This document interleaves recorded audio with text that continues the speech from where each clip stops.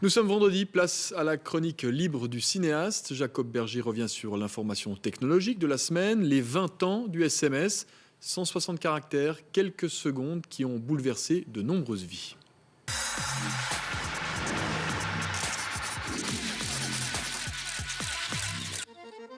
Cher fournisseur, cher opérateur téléphonique, je t'écris aujourd'hui parce que grâce à toi, ma femme vient de me quitter et toute ma vie vient de s'écrouler.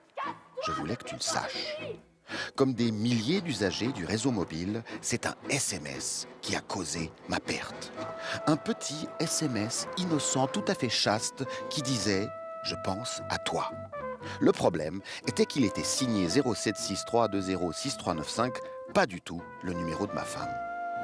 En quelques clics, cette dernière a accédé à la facture que tu m'adresses chaque mois et qui consigne l'heure exacte à laquelle chaque texto s'envole de mon smartphone, sans oublier bien sûr le numéro de son destinataire.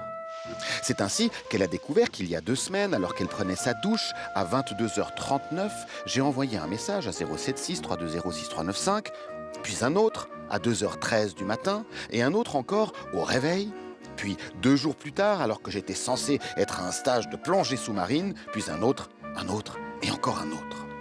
En 5 minutes, elle a craqué le code de mon smartphone. C'est là qu'elle a découvert « Tu es ma drogue, je me pique dans tes caresses. » Puis enfin, j'ai ton odeur partout sur moi. Là, ça a été le début de la fin.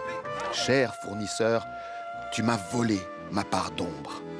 Dans cette utopie de transparence que tu célèbres sans répit, plus de place pour le clair-obscur. Or, sans noirceur, cher fournisseur, sans secret, sans inconscient, plus rien n'est possible, surtout pas l'amour. À l'époque du libertinage, de l'adultère et du crime passionnel, les mots se donnaient et se reprenaient.